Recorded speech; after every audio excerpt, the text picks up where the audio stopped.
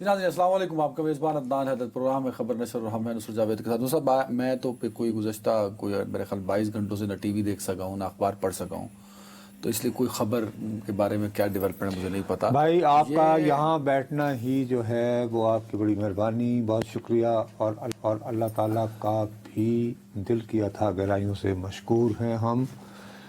کل جی آپ لوگ جو کہ ہمارے فیملی کی طرح ہیں، آپ سے کیا چھپائیں، موصوف گاڑی چلا رہے تھے اگر، اور اس کو آ کر ایک یہ جو شاذور ہوتا ہے وہ لگا ہے.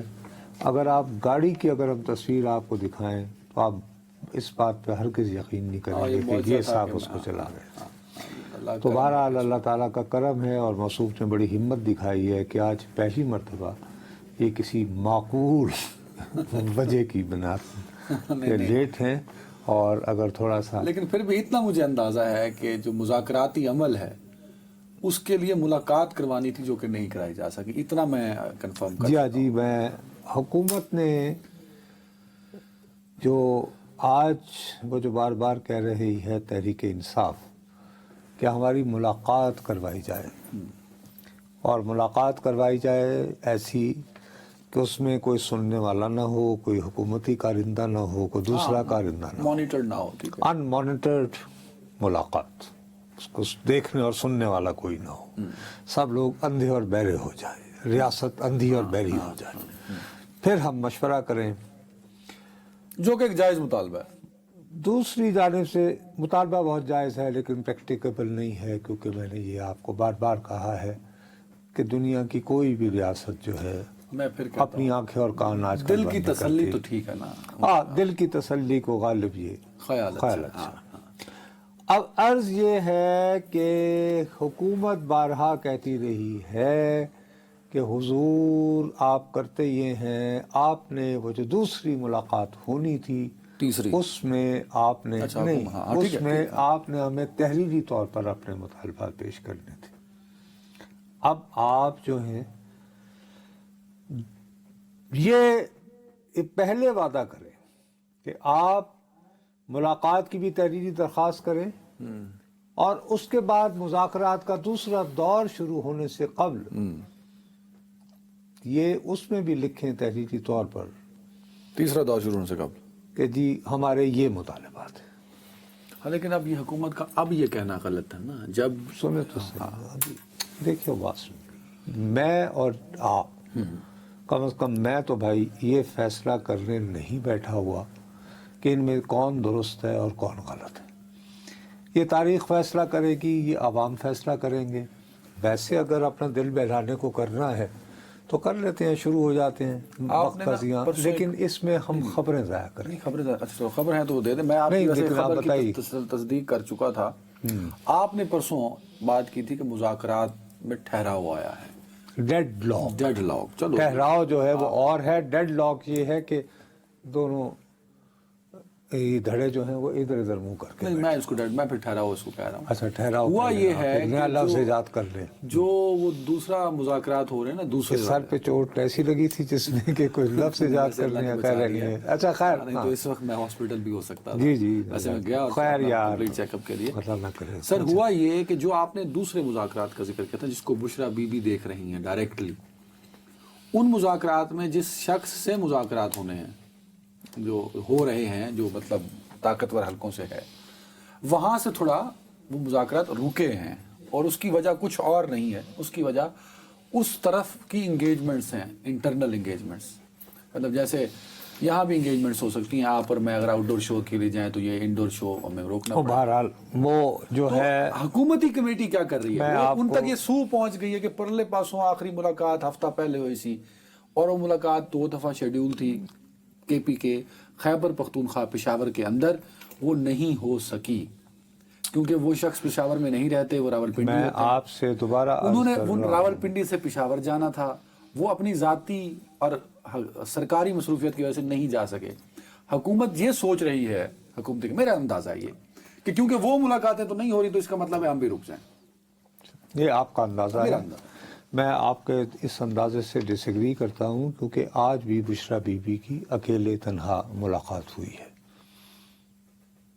نہیں وہ تو ہوگی نا کیونکہ نہیں ہاں الگ سے دیکھیے آج اس سب کے باوجود تھوڑی سی پروگریس بھی ہوئی ہے. میں آپ سے جو بات آپ کو کل سے سمجھا رہا ہوں اور اپنے دیکھنے والوں کو بھی سمجھانے کی کوشش کر رہا ہوں. میرا تو مسئلہ یہ ہوتا ہے کہ اڈیالہ سے شروع اڈیالہ سے ختم.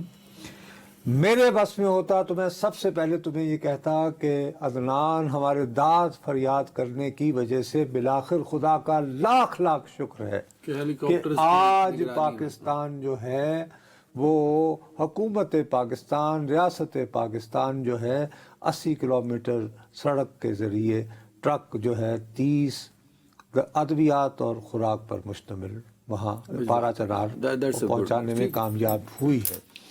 جبکہ ہمیں یہ توقع یہ امید دلوائی گئی تھی کہ 80 لیکن بہرحال سیکورٹی خدشات یہ وہ چونکہ پہلے حملہ ہوا تھا 25 کو اس کو ذہن میں رکھتے ہوئے میں سمجھتا ہوں کہ یہ 30 کا پہنچنا بھی جو ہے یہ رب کا شکر ہے کہ کچھ تو وہاں پہنچا اور امید ہے کہ کل اس سے زیادہ ٹرک جا چکے ہوں گے. اور کل پھر ہم کوشش کریں گے کہ کرم کے بارے میں بھی اپڈیٹ کیونکہ کل وہ ہمارا ہفتے کا لاسٹ شو ہوگا. ہاں ٹھیک ہے. اب آ جائیے اس موضوع پر واپس مذاکرات جو اڈیالہ سے شروع ہو تو اڈیالہ پہ ختم ہم آج کل امریکہ پہ اڈیالہ سے جو ہے عرض یہ ہے کہ اس تمام تر حکومتی سرد مہری کے باوجود گوہر صاحب جب گئے ہیں بیرسٹر گوہر صاحب کی جو گفتگو ہوئی ہے تو اس میں میرے ذرائع مجھے یہ بتا رہے ہیں کافی باوثوق ذرائع کہ انہیں عمران خان صاحب نے کہا کہ مذاکرات کا اب کوئی فائدہ نہیں ہے.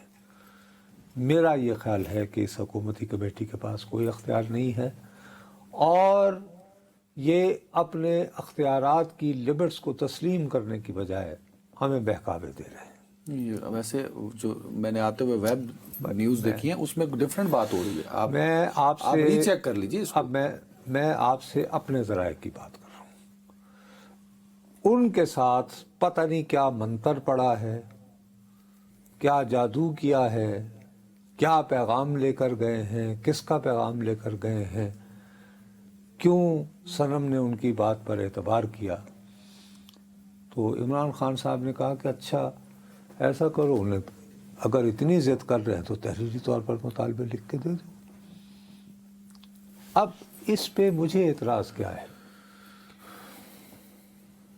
میں تحریک انصاف کی سیاست کا شدید ناقد رہا ہوں, ہزاروں پہلو ہزاروں تحفظات ہیں, لیکن اس کے باوجود میں تمہیں 2-3 دن سے مسلسل یہ کہے چلے جا رہا ہوں کہ حکومت یہ سمجھ رہی ہے کہ 26 نومبر کو انہوں نے پی ٹی آئی کی کمر توڑ دی ہے.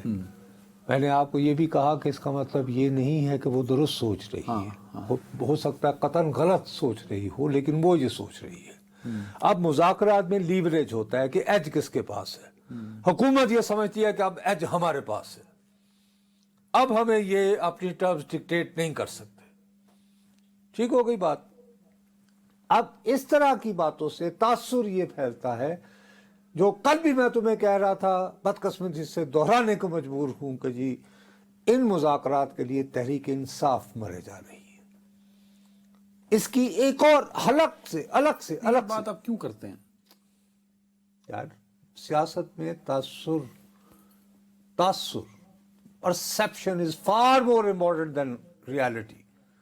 حقیقت سے بہت, جیسے مثال کے طور پر تحریک انصاف کے بہت سارے لوگ جو ہیں وہ سوالات اٹھانا شروع ہو گئے کہ جی یہ سردار ایاز صادق کا کنڈکٹ جو ہے یہ کوئی بہتر نہیں ہے, یہ تو انہوں نے کہا تھا یہ ایز بطور اسپیکر قومی assembly he should have ensured کہ ملاقات ہو, اور یہ کیا کر رہے ہیں, وہ تو پتہ نہیں کہ غیر ملکی سیر سپاٹے پہ چلے گئے. انہوں نے کہا صاحب اگر آپ کو میری نیت پر شبہ ہے تو میں کمیٹی سے الگ ہو جاتا ہوں. فوراً دوبارہ بیرسٹر گوہر لبک کے بڑھے, انہوں نے بیان دیا ہے کہ نہیں انہوں نے تو بہت ہی پازیٹیو کردار ادا کیا ہے, اور چھڑ کے نہ جائیں سردار صاحب, کرے نا مذاکرات, کیوں نہیں کر رہے؟ نہیں اب ایسا نہیں ہے نا, لیکن آپ دو ارے یار میں تمہیں بتا رہا ہوں, آپ نے کہا بانی تحریک نے کہا کہ کوئی لوڑ نہیں مذاکرات کرنے. او بھائی لیکن اس کے بعد پھر تم نے پہلی بات سن لی, اب میں کیا کروں, آج میں تمہیں ڈانٹ بھی نہیں سکتا یار. میرے پیارے بھائی, میں نے پھر یہ کہا کہ مجھے پتا نہیں کہ اس کے بعد بیرسٹر گوہر صاحب نے کیا منتر پڑھا, کیا پھونک دی, کیا پیغام کوئی دیا. پھونک نہیں. عمران خان ایک سیاست دان بھی ہیں, وہ بھی حکومت والا کام کر رہے ہیں کہ چلو ٹھیک ہے انگیج رکھو, فائن, سیاست دان بطور سیاست دان وہ ٹھیک کر رہے ہیں. اور اسی وہ ان کو انگیج کر رہے ہیں, حکومت تحریک انصاف کو انگیج کر رہی ہے, تحریک انصاف مذاکرات کو کس کی حکومت مجبوری ہے؟ انگیج کر رہی ہے مذاکرات کس کی فی مجبوری؟ الوقت تحریک انصاف کی, نہیں, کیونکہ وہ اپنے سیاسی اسیران کو رہائی کرانا چاہتے ہیں. ان سیاسی اسیران کا اچانک سے کیوں خیال آ گیا عمران؟ اب یہ مجھے پتہ نہیں. اتنی محبت. اچھا یار, تو مجبوری بن گئی ہوگی بھائی میرے, یہ کہ شہباز شریف صاحب کی میرے خیال میں حکومت تو ان کے ہاتھ میں. نہیں, بالکل نہیں ہے, اس وقت نہیں ہے. میں کہہ رہا ہوں کہ 26 نومبر کے بعد حکومت یہ نہیں سوچ رہی. میں دوبارہ کہہ رہا ہوں کہ ہو سکتا ہے وہ غلط سوچ رہی ہو, میں یہ نہیں کہہ رہا کہ وہ درست سوچ رہی ہے. 26 نومبر کے بعد اگر حکومت اتنی ہی طاقتور تھی, میرا ایک سوال ہے نا چھوٹا سا, اگر اتنی ہی طاقتور تھی تو ان مذاکرات پہ اتنی سنجیدہ کیوں ہوئی کہ دو دور چلا دیے 26 نومبر کے بعد؟ یار بات یہ ہے کہ ایز سٹنگ گورنمنٹ, ہاں, ایک طرف ہر 1.5-2 مہینے بعد جو ہے آ رہے ہیں پشاور سے اور اٹک میں, اور یہاں پہ کنٹینر لگ رہے ہیں, ٹوٹ گئی نا. تو بھائی اس کے بعد آپ انگیج رکھ رہے ہیں کہ جی ہم تو مذاکرات کو تیار ہیں, آپ کریں, لیکن اب جو ٹرمز ہیں وہ آپ ڈکٹیٹ نہیں کریں گے, اور اس میں وہ کامیاب جا رہے ہیں, کو پسند کرے یا نہ کرے. بھائی ورنہ کیا ضرورت تھی یہ یعنی فریاد. اچھا بہرحال یہ تو ایک الگ بات. تو اس طرح اب ہم کیا کرتے ہیں, تحریک انصاف حکومت کو انگیج کر رہی ہے, حکومت تحریک انصاف کو انگیج کر رہی ہے. ہم جو ہے اڈیالہ سے شروع ہو کر ہم سوچ رہے ہیں کہ ملک کی سٹیبلٹی لنکڈ ہے. او ملک کی سٹیبلٹی جو ہے نا, stability ملک کی سٹیبلٹی جو ہے سیاسی سٹیبلٹی, او یار سیاسی سٹیبلٹی کیا تم بات کر رہے ہو, کیسے سٹیبلٹی, وہ لنکڈ نہیں ہے ڈیالہ. کیا سٹیبلٹی. یہی جماعت جو یہ آپ مذاکرات کر رہے ہیں, وہ ایک مسخرہ نہیں بٹھایا ہوا ایک شہباز نوسر باز, اور نہیں, وہ دوسرا وہ جو 2 نمبر کا صوفی ہے, وہ جو منت ترلے کر کے وہ ایک پاگل آدمی, اس نے کیا کیا کہ آج ایک ٹویٹ کیا, اس میں میری فوٹو لگائی, میرے گلے میں جو ہے وہ جوتوں کے ہار, فوجی جوتوں کے ہار, cut out, you know understand. وہ جمعہ بھی نہیں سا تو جلے میں ایوب خان کے خلاف فیلڈ مارشل جلوس کرنے میں ایسا, اور اے جڑے سیب پیج دے یہیں کر کے ڈانسن ڈونسا کرتے سن نا, وہ بھی تکے نے نا, وہ ایڈا ماتا لاڈلا ہیرو ہے گئی. وہ تمہیں یاد ہے ایک مرتبہ وہ پرویز خٹک جو ہے وہ لا رہے تھے قافلہ, ڈانڈ بیٹھ کا کرنے فیصل یہ نہ دیو کہا تھے. اچھا, اور لطیف ہے کہ تو کس ورتے میں تتا پانی, اور میاں تم تو باقاعدہ وہ شخص ہو جس کو پی ٹی آئی نے نکال دیا ہے. پی ٹی آئی اس پہ بہت ٹرسٹ, اسی کو بھیجا تھا اسٹیبلشمنٹ سے او مذاکرات. میرے پیارے بھائی, لیکن اس وقت اس کا سٹیٹس کیا ہے؟ اس وقت اس کا سٹیٹس یہ ہے کہ اس کو پی ٹی آئی نے کہا ہے کہ تمہاری رکنیت ختم. نہیں, وہ تو پارٹی کا انٹرنل معاملہ. آپ دیکھیں نصر صاحب, آپ دیکھیں نا, آپ جاتی کر رہے ہیں. شہباز نوسر باز اور یہ جو 2 نمبر کا صوفی بنا ہوا ہے سلمان احمد, یہ یوٹیوب کرتے ہیں, آپ کو پتا ہے نہیں؟ آپ دیکھیں کرتے ہیں نا, وہاں سے یہ ڈالر کما کے جو پی ٹی آئی کے مجبور اور مظلوم لوگ ہیں یہ ان کو بھیجتے ہیں پیسے. آپ چاہتے ہیں کہ پی ٹی آئی کے جو لوگ ان کے, او بھائی میرے, یہ جو مرضی کریں, جیسے مرضی اپنا جو ہے وہ اپنا وہ چلائیں, یعنی پاکیزہ فلم کی طرح, ہاں چلتے چلتے یہ وہ کر کے دکان چلائیں, کوئی اعتراض نہیں ہے بھائی.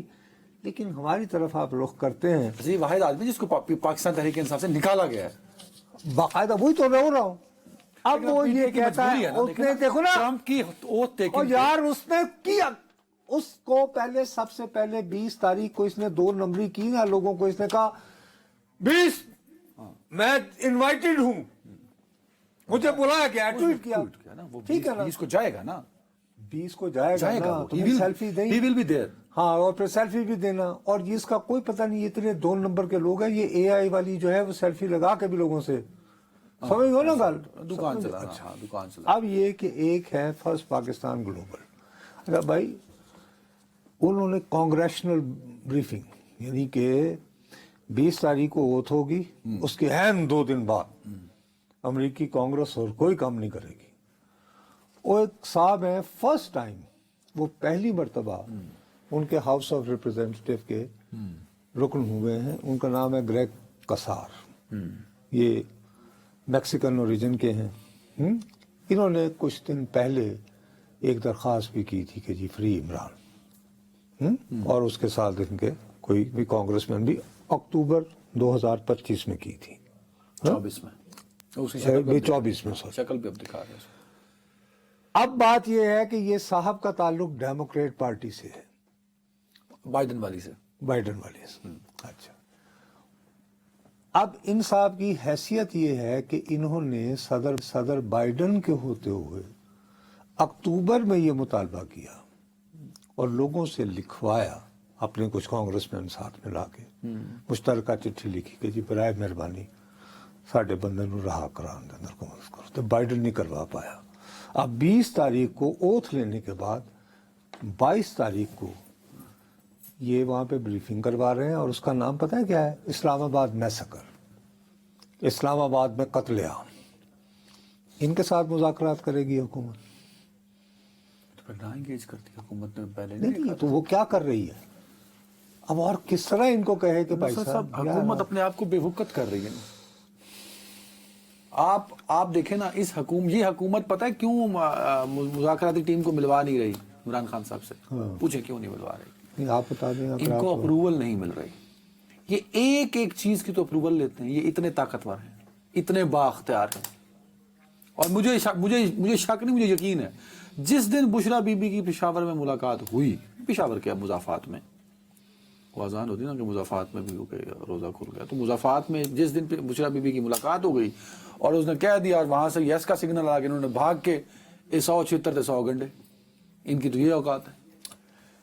یہ آپ کی سوچ ہے ابھی، میں بتا رہا ہوں، دیکھیں نا وہ کیا مذاکرات میں یہ کلی طور پہ بااختیار ہیں۔ آپ سمجھتے ہیں؟ بالکل بھی نہیں ہے۔ میں نے کل بھی کہا، میں آج بھی کہہ رہا ہوں، میں کہہ رہا ہوں متوازی پیرالل کچھ ملاقاتیں جو ہیں وہ سامنے دکھا، میں نے جو ایگزیکٹ میرے ورڈز ہیں انہیں وہ مت کرو۔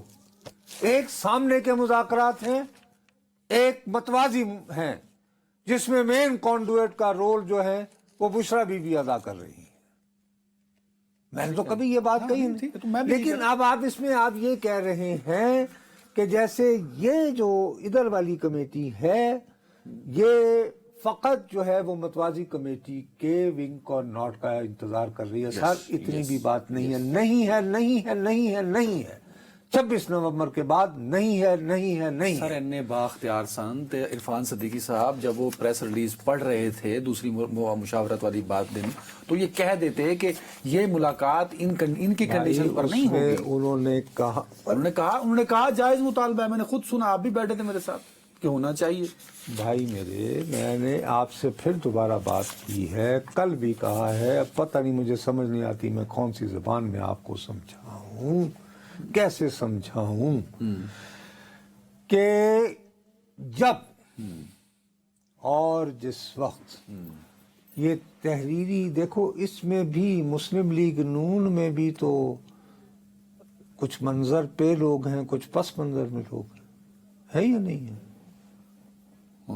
ٹھیک، جیسے ادھر متوازی والے وہ اس پہ بہت ناراض ہیں، اس طرح پس منظر والے کہتے ہیں کہ جی وہ کیا سی تحریری لے کر آئے گا، وہ کتنے ہیں جی۔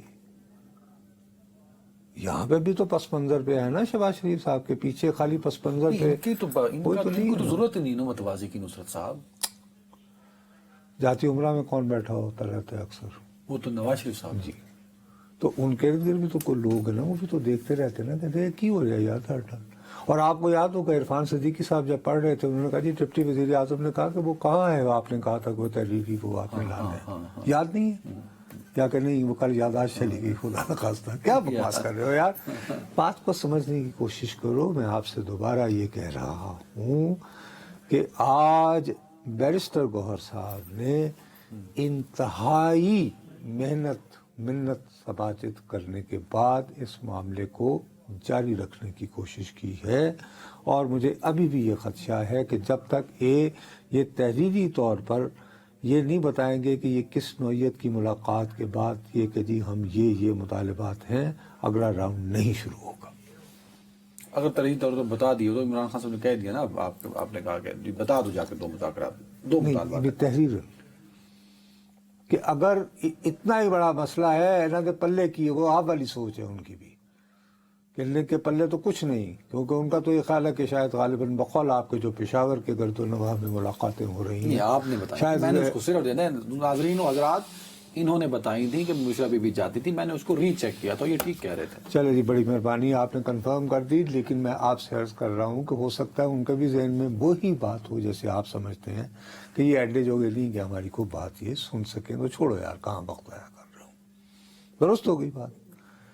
लेकिन वो क्यों इस बात पर आमादा हो गए गौहर साहब के, इसीलिए मैं कह रहा हूँ कि उन्होंने क्या मंतर पढ़ा। देखो, ये जो चीजें होती ना, ये सादा नहीं होती बाबू, मल्टीपल ट्रैक्स होते हैं। मल्टीपल ट्रैक्स में बहरहाल ये बात मैटर कर रही है, गलत है। दिल बड़ा करना चाहिए, अगर आप इख्तदार में हो, अगर आप ताकतवर हो, हमेशा ताकतवर को बड़ा दिल दिखाना चाहिए। ये तो मेरी सोच है ना, ठीक है। लेकिन ना मैं पाकिस्तान की मुख्तदरा हूं, ना मैं पाकिस्तान का वजीर आजम हूं, ना मैं पाकिस्तान की हुक्मरान जमात हूं। मैं तो एक सहाफ़ी के तौर पर आपको रिपोर्ट कर रहा हूं। Very right. एक वक्फा जी। I hope I sir got it. Thank you. जनाब वेलकम बैक। नो साहब, मिलिट्री कोर्ट्स आज आईनी बेंच की समाअत थी तो मैंने वसीम मलिक साहब को दोबारा बुला लिया। वसीम भाई बहुत शुक्रिया। जी वसीम, शुक्रिया आपका बहुत बहुत। देखो भाई, आपने कल हमें ये बताया था कि ये जो बहुत ही एक अहम केस जो आईनी बेंच के रूबरू है, जिसमें बुनियादी सवाल ये है कि क्या सिविलियंस का मिलिट्री कोर्ट में ट्रायल हो सकता है या नहीं। आपने कल हमें ये उम्मीद दिलाई थी कि शायद ये रोज़ाना की बुनियाद पर समाअत होगी और इस हफ्ते के इख्तिताम पर ग़ालिबन इसका फैसला महफूज किया जा सकता है। कल बहुत कोई सख्त किस्म के सवालात हुए थे, जिसका आपने रिपोर्ट किया था कि ख्वाजा हारिस साहब कोई मौसर जवाब न दे पाए और उन्होंने अदालत को कहा कि जी मुझे इनका जवाब देने के लिए मज़ीद वक्त दरकार होगा। आज लेकिन जो मैंने देखी है, जो कार्रवाई के टिकर और ये वो इधर उधर से भी दोस्तों से गुफ्तगू की है, तो मुझे तो ये महसूस हुआ है कि आज तो बल्कि कल से भी ज़्यादा सख्त सवालात पूछे गए हैं। क्या मेरा ये तासुर दुरुस्त है? देखिए नुसरत साहब, आपका तासुर बिल्कुल दुरुस्त है, मैं उस जानिब आता हूँ। मगर जैसे मैंने ही कल रिपोर्ट किया कि मुमकिना तौर पर जुम्मे के रोज़ तक ये केस जो है वो कंक्लूजन की तरफ, हतमियत की तरफ जाता नज़र आ रहा है। तो हुआ कुछ यूँ कि ख्वाजा हारिस साहब ने गुज़श्ता रोज़ कहा था कि वो आज के दिन तक अपने दलाइल मुकम्मल कर लेंगे, मगर आज भी उन्होंने अपने दलाइल मुकम्मल नहीं किए। वो कल मज़ीद फिर दलाइल देंगे, तो जिससे अब अगले हफ्ते भी इसी केस को, इस आइनी बेंच को सुनना पड़ेगा और दीगर जो अहम आइनी केसेस हैं उनको मौखर करना पड़ेगा। क्योंकि पहले वकील जो ख्वाजा हारिस साहब हैं, उसके बाद 3 से 4 जो दरख्वास्त गुजार थे उनके वकला हैं, अटॉर्नी जनरल ऑफ पाकिस्तान हैं, फिर मुमकिना तौर पर ख्वाजा हारिस को जवाबुल जवाब के लिए दलाइल देना पड़ सकते हैं। तो अब मुझे ये मामला अगले हफ्ते तक जाता दिखाई दे रहा है। जहाँ तक आपका दूसरा सवाल है, उसमें आज एक अहम डेवलपमेंट ये हुई कि कल के रोज़ सिर्फ जस्टिस जमाल मंदोखेल जो बेंच के रुकन हैं उनकी जानिब से सवालात पूछे जाते रहे, मगर आज मजीद 2 जजेस उन्होंने भी ख्वाजा हारिस से ऐसे सवालात पूछे जिसका आज मंदोखेल साहब के अलावा भी 2 मोअज़्ज़िज़ जजों ने जो है वो आपकी दानिश में तल्ख़ सवालात या सख्त सवालात, बल्कि तल्ख़ तो नहीं सख्त सवालात या पेचीदा किए भी। क्या इसमें अहग्रामी थे उनके? देखिए, जस्टिस नईम अख्तर अफ़गान हैं, पेशावर हाई कोर्ट से आए हैं, सुप्रीम कोर्ट के आइनी बेंच के मेंबर हैं। जस्टिस मुसरत हिलाली वो भी पेशावर हाई कोर्ट से आई हैं, सुप्रीम कोर्ट की इस आइनी बेंच के मेंबर हैं। तो इन दोनों मुअज़्ज़िज़ जज साहिबान ने ख्वाजा हारिस जो कि वज़ारत दिफा के वकील हैं उनसे सवालात पूछे, और जिससे मुझे ये लगा, ये तासुर है मेरा कि अब ख्वाजा हारिस को दिन ब दिन आइनी बेंच से मजीद मुश्किल सूरत हाल का सामना हो रहा है, क्योंकि वो कोई मौसर जवाब नहीं दे पा रहे। अगर मैं उस जाने बढ़ता हूँ तो इस केस का जो एक बुनियादी मुद्दा है उसको हमें समझने की ज़रूरत है। फिर उसी तनाजुर में आज के रोज़ जो होने वाले सवालात हैं उसको हम देख लेते हैं। जो हमने कल भी रिपोर्ट किया था कि जो सुप्रीम कोर्ट का 23 अक्टूबर का फैसला था जस्टिस रिटायर्ड इजाजुल एहसन की सरबराही के 5 रुकनी बेंच का, उसने कहा था कि सिविलियंस का फौजी अदालतों में ट्रायल नहीं हो सकता। उस केस में एक माजी का केस है 70 की दिहाई का, FB अली केस उसको कहते हैं, जी। जो वो रिटायर्ड ब्रिगेडियर थे जिनका पूरा नाम था फरुख बख्त अली। تو ان کا ٹرائل بھی فوجی عدالتوں میں ہوا تھا. وہ سپریم کورٹ میں آئے تھے ان ٹرائل کے خلاف. سپریم کورٹ کے 9 رکنی بینچ نے قرار دیا تھا کہ ان کا ٹرائل جو ہے فوجی عدالت میں ہو سکتا ہے. پس منظر اس کا یہ تھا کہ جو ان کے اوپر الزامات تھے وہ سروس کے دوران تھے اور پھر ان کی ریٹائرمنٹ کے بعد یہ ٹرائل ہوا. بالکل صحیح. تو جو مرکزی اپیل تھی اس میں اٹارنی جنرل آف پاکستان کا بنیادی مدعا یہ تھا کہ چونکہ ایف بی علی کیس ایک سویلین کی کیپیسٹی میں ان کا ٹرائل ہوا تھا تو اب والے ملٹری کورٹس میں بھی ٹرائل ہو سکتے ہیں. جسٹس منیب اختر نے جو تفصیلی ججمنٹ لکھا اس میں انہوں نے ایف بی علی کیس کی صورتحال کو اور 9 اور 10 مئی کی صورتحال کو بڑی حد تک ڈیفرینشیٹ کیا. تو آج کے روز خواجہ حارث نے اسی نقطے کے اوپر اپنے دلائل کا آغاز کیا اور انہوں نے کہا کہ جسٹس منیب اختر کا جو ججمنٹ ہے جس طرح انہوں نے ان دونوں معاملات کو الگ رکھا ہے یہ آئین کے آرٹیکل 8 کی سب سیکشن 3 اور پھر 5 کی خلاف ورزی ہے. جس پر جسٹس جمال مندوخیل نے کہا کہ اس معاملے پر ہم آپ سے اتفاق کریں یا نہ کریں یہ بعد کی بات ہے مگر 9 مئی کے جو ملزمان ہیں ان کا تعلق کسی فورس سے نہیں تھا. پھر انہوں نے کہا کہ آج کل ایک لفظ استعمال ہوتا ہے ایکس سروس مین, تو 9 اور 10 مئی والے ایکس سروس مین بھی نہیں تھے, یہ تو پاکستان کے عام شہری تھے. جس سے بادیو نظر میں یہ لگتا ہے کہ جیسے جسٹس جمال مندوخیل 23 اکتوبر والی ججمنٹ کو درست قرار دے رہے ہیں. ابھی جسٹس جمال مندوخیل نے یہ آبزرویشنز دی ہی تھی کہ جسٹس مسرت ہلالی بولی کہ جو ملٹری کورٹس کا ٹرائل ہے وہ مخصوص کر دیا گیا تھا صرف ان دہشت گردوں کے لیے جو کہ ہارڈ کور کریمنلز ہیں, دہشت گردی کرتے ہیں. انہوں نے پھر مثال دی سانحہ اے پی ایس کی جو کہ وہ 21ویں آئینی ترمیم کا حوالہ دے رہی تھی. پھر انہوں نے کہا کہ اب ہمیں یہ طے کرنا اور دیکھنا ہوگا کہ کیا عام پاکستانیوں کو بھی دہشت گردوں کی طرح فوجی عدالتوں میں ٹرائل کرنا ہوگا. جسٹس مسرت ہلالی نے کہا کہ آئین پاکستان ابھی معطل نہیں ہے, آئین پاکستان موجود ہے. خواجہ حارث صاحب نے جواب میں کہا آئین کے آرٹیکل 233 کا جو کہ ایمرجنسی کی صورتحال کا تعین کرتا ہے اس کا حوالہ دیتے ہوئے انہوں نے کہا کہ آئین پاکستان معطل بھی ہو سکتا ہے.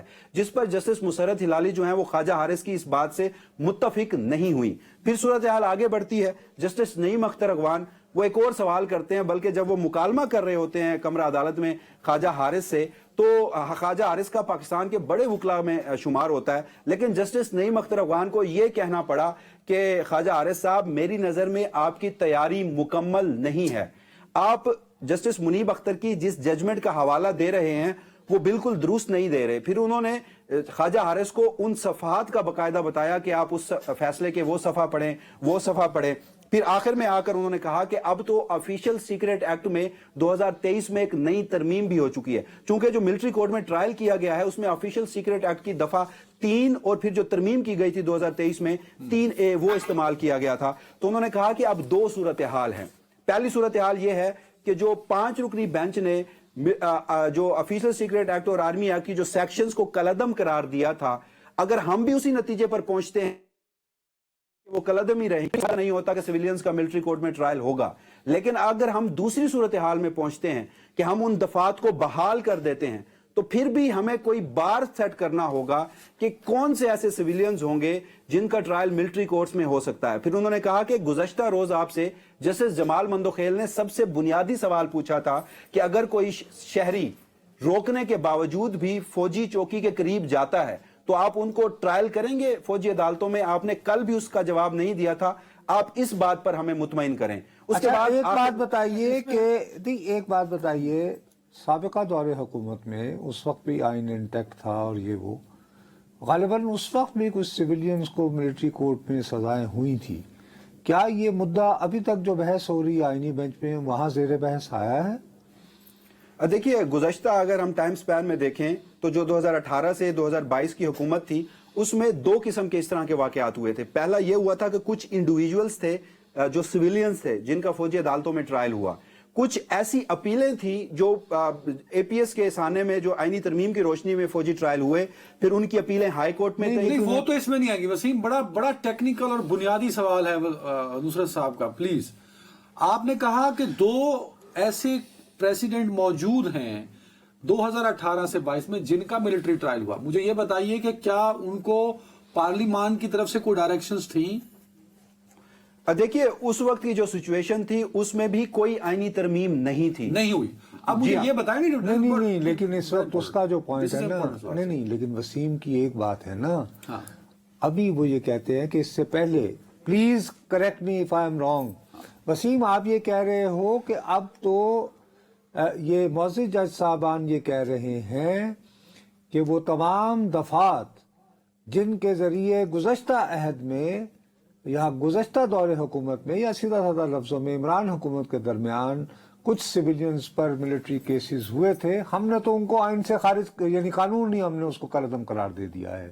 کیا غالباً یہ ہے دوسرا صاحب ان کو اگر ان کو بحال بھی کر دیا جائے، وسیم بتا چکا یہ بات، ان کو بحال بھی کر دیا جائے تب بھی کوئی آئینی رستہ نہیں ہے کسی کو ملٹری ٹرائل کرنے کا. اسی طرح ہے نا وسیم؟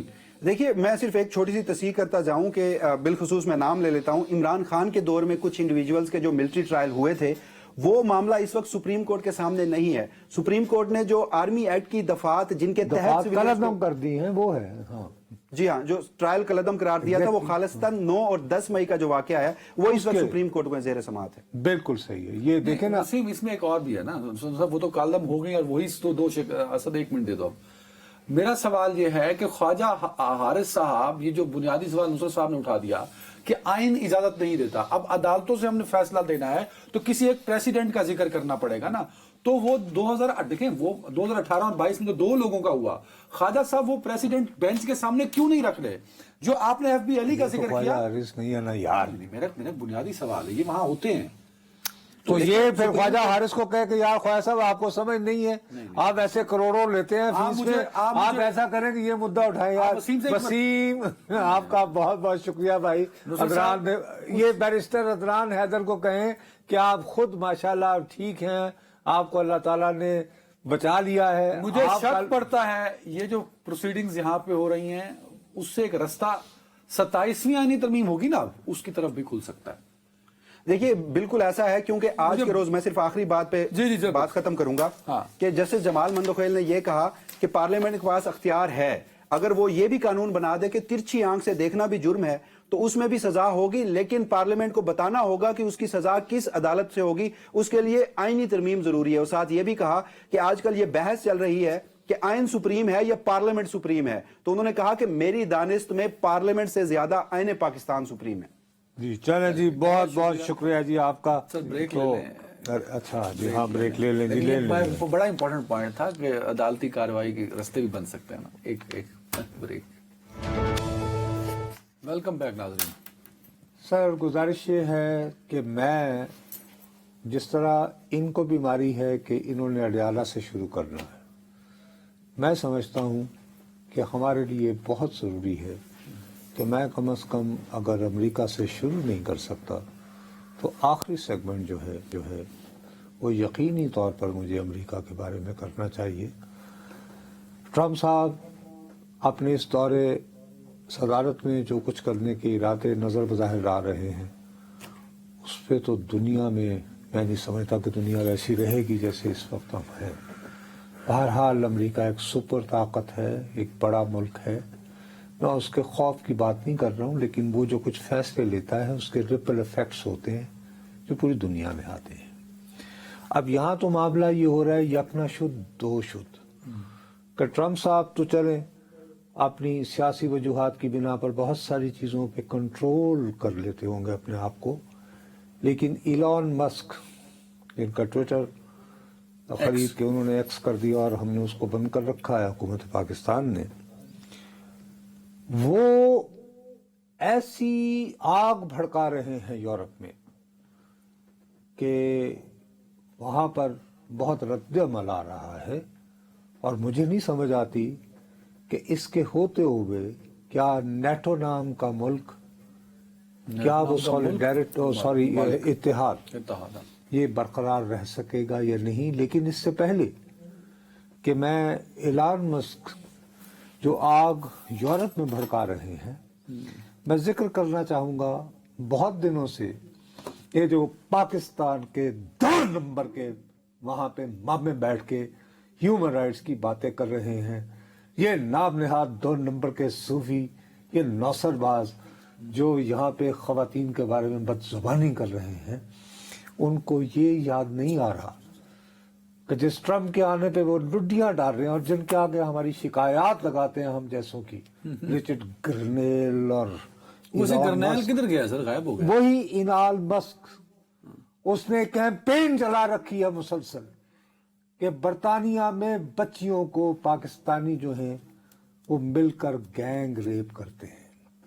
उसका इंतहाई सख्ती से बर्तानिया के वजीर आजम ने जवाब दिया है, इंतहाई सख्ती से। उन्होंने कहा कि आप कौन होते हैं हमारे मामलात में मुदाखलत करने वाले, और हमें पता है कि क्या है। बहरहाल हत्ता कि वहां का जो एक्सट्रीम राइट विंगर है उस लीडर ने भी बड़ा सख्त जवाब दिया है कि तुम हमारे मामे लगते हो। लेकिन बहरहाल हर नौइयत के लोग होते हैं। तो बरतानवी पार्लियामान का एक रुकन है, उसका नाम है रूपर्ट लो। इसने ये ट्वीट किया है कि फॉरेन एड टू पाकिस्तान इन 2003-2004 यानी गुज़श्ता जो फाइनेंशियल ईयर था, बरतानिया की तरफ से हमारी इमदाद थी जो हमें मिली, वो थी 41.5 मिलियन पाउंड्स, यानी 41.5 मिलियन पाउंड। और ये कहा गया कि इसको इस साल यानी 2025 में 3 गुना करके तो 133 मिलियन कर दिया जाएगा, 133 मिलियन पाउंड्स। उसने कहा कि any effective use of our money, हमारे पैसे का क्या को मौसर इस्तेमाल हो रहा है? जवाब है नो। उसके बाद वो कहता है कि हम बल्कि जो पैसे उनको दे रहे हैं यानी पाकिस्तान को, वो रोक दिए जाएं ता वक्त के पाकिस्तान ये माने कि उसके कुछ लोग जो हैं वो यहां पर हमारी बच्चियों को गैंग रेप करते रहे हैं, हम उन्हें यहां से निकालें और उन्हें पाकिस्तान कहे कि हम जेलों में, ओ भाई जिनको आपकी अपनी अदालतों ने सजाएं नहीं दी है। बहरहाल कितना गैर माकूल, सीधा साधा एक नस्ल रस्ताना इल्जाम है। सुनो ना, लहर चल पड़ी है जी। अब सुनो, इस बात को फौरी तौर पर जैसे ये पोस्ट होता है एक्स पे, तो इलॉन मस्क कहता है एब्सोल्युटली, हाँ तुम ठीक कह रहे हो। इलॉन मस्क साहब, उनको तो ये कह रहे हो तो आप यहाँ पे स्टारलिंक क्यों रजिस्टर करवा रहे हो? रोक दो। और ये जो घर जाके शिकायत लावांगी, ये 2 नंबर के जो मेरे मुहाफ़िज़ जी पाकिस्तान बैठे हुए हैं, ये क्यों नहीं हो बात बुलंद करते? तुम अमेरिकन शहरी हो, तुम बुनियादी हकूक मुझे तो दिलवा दोगे ना, वो मुझे देख लूंगा जब तुम मुझे दिलवाओगे, मैं तो यहां से नहीं भागूंगा। खड़ा होगे कौन थे, करो एक ट्वीट कि तुम मेरे मुल्क को बदनाम कर रहे हो। यार तुम्हारी लड़ाई शरीफों से होगी ना। नहीं, वो नौसरबाज गिल का मुल्क पाकिस्तान तो नहीं है, वो तो अमरीकी हो गया। ओ यार तो फिर उधर रहना, उत्थे को अकल दी गल कर। वो सर वो हजारों डॉलर कमाता है, उसने तो दुकान चलाई हुई है पाकिस्तान। मैं उस बारे में बहरहाल, वो ये सोशल मीडिया यूट्यूब पे सिर्फ पैसे छापते हैं भाई, लेकिन उनकी दुकान चलती रहे, अल्लाह लोगों से फंड इकट्ठे करते हैं। लेकिन ये कि कम से कम उनकी नौसरबाजियों पे जो लोग चल रहे हैं, अल्लाह ताला उन पे रहम करे उनके हाल पे। मेरा मसला ये है, मैं ये कह रहा हूँ कि इलॉन मस्क जो कर रहे हैं, मिसाल के तौर पर जर्मनी में जवाब आया, हालत बाईजा रसीद, फ्रांस एक बहुत ठीक है, वो अमेरिका के मुकाबले की सुपर ताकत नहीं है, लेकिन आपको याद है कि वो वाहिद यूरोपियन मुल्क है जिसने प्रेसिडेंट डिगॉल, क्योंकि फ्रांस अपने आप को कहता है कि मैं खुद अपने तौर पर बहुत बड़ी सिविलाइजेशन हूँ, तो प्रेसिडेंट डिगॉल हालांकि उनको आज़ाद करवाने में बरतानिया से एरियल कवर मिलता था, फ्रांस क्योंकि जर्मनी के कब्जे में था, ठीक है, तो इनकी जो यानी कि वो गुरीले वरीले वो सारे बरतानिया में पनाह गुज़ीन थे, और जाहिर है कि उन दिनों अमरीकी अफवाज की मदद भी शामिल थी। नेटो का मेंबर नहीं है फ्रांस, उन्होंने कहा नहीं, हम अपने दिफा के फैसले हम खुद करेंगे। फ्रांस हेलो हम खुद करेंगे। सो अभी तक वो मेंबर नहीं है, वो अपने तौर पर फैसले करते हैं। उन्हें उनका सदर मैक्रोन उसने बयान दिया वो ये ओरिजिनली यानी फ्रेंच में फ्रेंच था में तो बोल हमने रहा था, उसको- फिर वो अंग्रेजी में ज़ाहिर तर्जुमा हुआ है। उर्दू में वो ये कह रहा है कि आज से कुछ बरस पहले कोई शख्स ऐसा सोच सकता था कि एक बड़ी सोशल मीडिया कंपनी का मालिक जो है वो एक बैनुल अक़वामी रजत पसंदाना, और यहाँ पे रजत पसंदाना इनकी दानिश में नस्ल परस्ताना एक तहरीक को जो है वो इतना खुल के उसकी हमायत करेगा, और इतना खुल के वो एक और खुद मुख्तार मुल्क जर्मनी, उसके इंतखाब में जर्मनी में इस वक्त मस्त जो है वो तैयार हैं कि वो इतनी इन्वेस्टमेंट करें, AFD ऑल्टरनेटिव फॉर डुशेलैंड इस टाइप का कोई के नहीं कि मुतबादल जर्मनी के लिए मुतबादल जमात, AFD उसका नाम है। वो इंतहाई सख्त नस्ल परस्त है। वो कहती है कि जर्मनी से तमाम तारकीन वतन और खुसूसन मुसलमानों को निकाला जाए। उसकी वजह ये है कि वो जो थी ना फॉर्मर चांसलर, उन्होंने उन्होंने कहा था कि नहीं हम यूरोप में आबाद करेंगे इंसानी बुनियादों पर ना, जब वो बेचारे अब वो ये कह रहे हैं अब तो इनका मुल्क भी आज़ाद हो गया तो वापस जाए तो जाए। उस चक्कर में आप कितने पाकिस्तानी हैं जर्मनी में, को बोलेगा इनके लिए नहीं, क्योंकि ट्रम्प ट्रम्प साहब तो ग्रीनलैंड भी टूर हैं। और एलन मस्क ने एक और ट्वीट भी किया, टाइम कम है इसको, वो कनाडा भी ट्वीट उसने कुछ किया। नहीं कनाडा पे तो वो जो कर रहा है उसने, वो जो वहाँ की अपोजिशन लीडर जो आइंदा प्राइम मिनिस्टर हो सकती है, फर्ज करें कि ट्रूडो की जमात जो है वो पहली अनपॉपुलर हो रही थी रिपब्लिकन पार्टी, उसके मुकाबले की जमात है। आज उसने कैनेडियन पार्लियामान में तकरीर की है, उन्होंने बड़ी सख्त तकरीर की, गालिबन हमारे हवाले से कल रात बनता था वो, उसमें उसने कहा कि तुम्हें अंदाजा ही नहीं है कि हम एक खुद मुख्तार मुल्क हैं। तो उसने बड़ा तंजिया अंदाज में कहा girl you are not the governor. वही उसी बात पढ़े हुए हैं जैसे ट्रम्प ने कहा था कि गवर्नर यानी इकानवी 51 स्टेट जर्मनी भी। अच्छा अब मुझे ये बात बताएं कि अगर इसी तरह का आलम रहा तो क्या अमेरिका का नेटो अलायंस बरकरार रह सकता है? मेरे ख्याल में बिल्कुल भी पॉसिबल नहीं। और अगर नेटो अलायंस बरकरार नहीं रहेगा, आप किस मुंह से जो है वो यूक्रेन की मदद यानी किस तरह जारी रख पाएंगे? ये पोलैंड क्यों सफर करे? तो ये बारे जर्मनी जो है, जर्मनी ये जो AFD है, अगर ये बरसरे इक़्तिदार आया तो ये सबसे पहले ये कहेगी कि जी वो हमने वो जो गैस हम अमेरिका की क्यों लें, हमारे हमसाये में रूस है, वो पहले पाइपलाइन बिछी हुई है, खाली वो नलका ही खोलना है, and so many things. Then Europe कहेगा कि यार ठीक है, तो दुनिया का रकबे के एतबार से सबसे बड़ा मुल्क है रूस, हम क्यों अमेरिका के दोस्त बने? मतलब कितनी सीरियस बात है। और दूसरी तरफ देखो क्या वो गच्चा क्या दे रहे हैं, ट्रम्प साहब भी बड़े सब की ट्वीटी कुछ ना कुछ कर रहे हैं, लेकिन कह रहे हैं कि रजब अर्दवान गुड मैन, मैंने पसंद है, ठीक है मैन, सीरिया समझा करे ना, मतलब डिप्लोमेसी पूरी खेल रहे हो। डिप्लोमेसी पूरी खेल रहा है कि रजब से जो काम लेना है यानी हमारे टर्किया के भाई को। ग्रीनलैंड वाला मामला भी खराब हो सकता है आपके ख्याल में? सर डेनमार्क की प्राइम मिनिस्टर ने भी बहुत सख्त बयान दिया है, उन्होंने कहा है कि Greenland is not for sale. इससे ज्यादा सख्त क्या बात करे भाई, हालांकि छोटा सा मुल्क ग्रीनलैंड पे, लेकिन ग्रीनलैंड का बहुत रकबा है ना, बड़ा एरिया है पापा, बहुत बड़ा रकबा है। मैं कल भी आपको बता रहा था कि तो ग्रीनलैंड पे कुछ हुआ तो नेटो उस पे एक्शन कर सकता है, पूरा इस्तेहकाक है उसको। अरे नेटो में तो अमेरिका भी शामिल है ना यार, लेकिन असल नेटो में तो वो तो अलायंस है ना वैसे। अरे बाबा अमेरिका भी शामिल है, अमेरिका और उसके ally they make you know NATO. हाँ ठीक है। और अगर आपके साथ यूरोप अंग्रेजी बोलने वाले या यूरोपियन आपके साथ नहीं हैं तो वाई आखिरी इसको नेटो में इस पे बात तो हो सकती है ना कि भाई एक अलायंस मुल्क हमें ये क्यों कह रहा है, नेटो हेडक्वार्टर में तो ये रेस का रिएक्शन आ सकता है, डेनमार्क कह सकता है कि अमेरिका क्यों कह रहा है। जी जी ग्रीनलैंड पे ये हो सकता है। जी हो सकता है। वेरी फाइन जी, टाइम खत्म हो गया, अपना ख्याल रखिएगा, अल्लाह हाफिज।